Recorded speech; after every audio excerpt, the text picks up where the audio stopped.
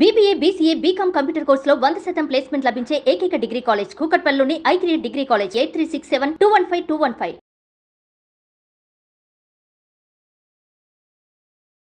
Arthritis ప్రాబ్లమే కానీ, govt accidents మూలానే కానీ, లిగమెంట్ ప్రాబ్లమ్స్ మూలానే కానీ చాలామందికి నీ పెయిన్స్ ఎక్కువైపోతున్నాయి.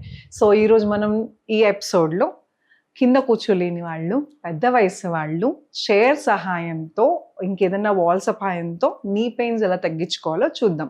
నమస్తే, నేను మీ Hima Puppala, advance yoga trainer and nutritionist.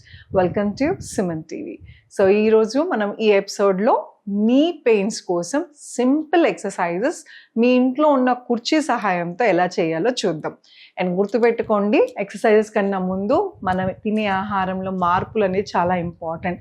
ఎక్కువ వెయిట్ పుట్ ఆన్ అయిపోవటం అంటే ఫ్యాటీ ఫుడ్స్ తింటమేనా, బయట జంక్ ఫుడ్ తింటమేనా, మనం ఒక ఏజ్ దాకా మన బోన్ గ్రోత్ ఆగిపోతుంది. దాని తర్వాత నుంచి ఎక్సెస్ వెయిట్ బరువు పెరిగిన కొద్దీ అది మోకాల మీద పడుతుంది. సో మీ బాడీలో ఉన్న అంత వెయిట్ మోకాల మీద, పాదాల మీద పడుతూ ఉంటుంది కాబట్టి తొందరగా డ్యామేజ్ అయ్యే ఛాన్సెస్ ఉంటాయి.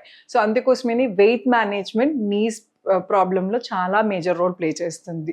సో మీ కాన్స్టెంట్గా మీ వెయిట్ ఒకటే మెయింటైన్ చేస్తూ వెళ్ళాలి, చెక్ చేసుకుంటూ ఉండండి.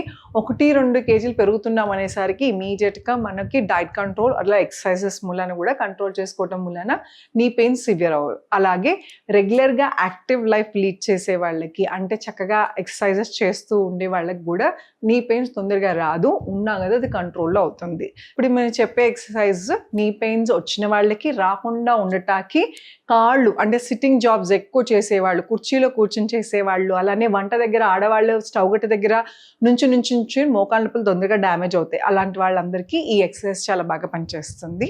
ఈరోజు మనం ఒక చైర్ సహాయంతో ఎలా చేయాలో చూద్దాం.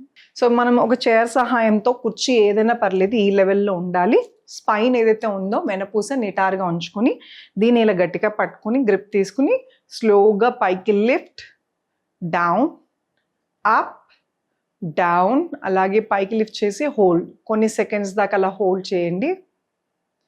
డౌన్, అలాగే మళ్ళీ పైకి, డౌన్. ఇది 1 ఎక్సర్సైజ్. ఇది ఏమవుతుందంటే మీ మోకాళ్ళ స్ట్రెంగ్త్ గుజ్జు అరిగిపోయి ఆర్ నీ డ్యామేజ్ అయిన వాళ్ళకి చుట్టూ ఉన్న భాగాన్ని స్ట్రెంథనింగ్ చేస్తాక హెల్ప్ అవుతుంది. రెండో ఎక్సర్సైజ్ ఎలా చేయాలి అంటే, ఇదే చైర్ని, కుర్చీని పట్టుకుని స్లోగా కాళ్ళని పైకి లిఫ్ట్ చేసి down, 2 down, 3 down, 4 down, 5 down. అలాగే ఎడం వైపు కాల్ని స్లోగా 1 2 3 స్లోగా 4 5 ఇలాగా 5 సార్లు, అలాగా 10 సార్లు, 15 సార్లు పెంచుకుంటూ వెళ్ళండి.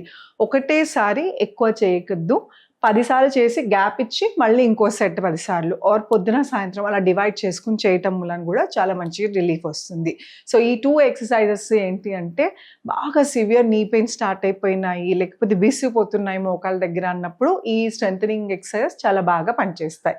ఈ కాళ్ళ కింద ఉన్న భాగాన్ని కాఫ్ అంటాము, అలానే ఇక్కడ ఉన్న పిక్కల్నేమో కాఫ్ అంటాము, అలానే మీ తొడల కింద ఉన్న భాగాన్ని హ్యామ్ స్ట్రింగ్స్, ఈ క్వాడ్రసెప్ మసిల్స్. ఈ మసిల్స్ స్ట్రెంథనింగ్ అనేది చాలా ఇంపార్టెంట్. అండ్ ఇదివరకు కాలంలో బట్టలు జాడించేటప్పుడు ఆర్ ఒంగి ఏదైనా పనిచేసేటప్పుడు ఈ మసిల్స్ అనేది, మీ హ్యామ్ స్ట్రింగ్ మసిల్స్ అనేది ఎక్కువ యూజ్ చేసేవారు. కానీ ఇప్పుడు మోడర్న్ టెక్నాలజీ, వాషింగ్ మిషన్స్ అన్నీ వచ్చినాయి కాబట్టి ఈ మసిల్స్ అనేది ఎంత మీరు ఇంట్లో పని చేసినా కూడా, ఆడవాళ్ళు చాలామంది చెప్తూ ఉంటారు, మేము ఇంటి పని చేసుకుంటున్నాం, ఇంట్లోనే బోల్డ్ తిరుగుతూ ఉంటాం, ఎక్సర్సైజ్ అయిపోతుంది. ఇంటి పని ఎక్సర్సైజెస్ ఒకటి కాదు, ఇంటి పనికి స్ట్రెయిన్ అవుతుంది బాడీ. ఎక్సర్సైజ్తో స్ట్రెంథనింగ్ అనేది చాలా ఇంపార్టెంట్. మూడో ఎక్సర్సైజ్కి మీకు కావాల్సింది ఒక టవల్ అండి. ఒక మందపాటి టవల్, ఏదైనా సరే, టర్కీ అయినా ఏదైనా పర్లేదు. సో ఇలా రోల్ చేసుకుని మీ మోకాల్కి, కాల్కి కింద, అంటే ఈ పిక్కల్ అని చెప్పాను కదా, ఈ పిక్కల్కి, థైస్ మసిల్స్కి, హ్యామ్స్ట్రింగ్ మసిల్స్కి ఈ మధ్యలో మోకాల కింద ఈ టవల్ పెట్టుకుని స్లోగా పైకి లిఫ్ట్ చేసి హోల్డ్. 1 2 3 4 5 6. అలాగే ఎడం వైపు కాలు కింద కూడా మళ్ళీ టవల్ పెట్టుకుని ఫోల్డ్ చేసి హోల్డ్.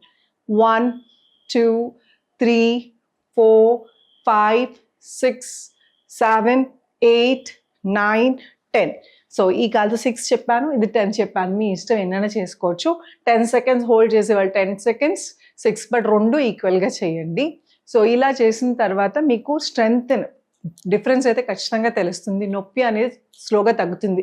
దాని తర్వాత వేరే వేరే ఎక్సర్సైజెస్ అన్ని నేను నెక్స్ట్ రానున్న ఎపిసోడ్స్లో చూపిస్తాను. చూసారు కదా, సింపుల్ 3 ఎక్సర్సైజెస్ మీ ఇంట్లో కూర్చుని ఇంట్లో ఉంచే మోకాళ్ళ నొప్పులు ఎలా తగ్గించుకోవచ్చు.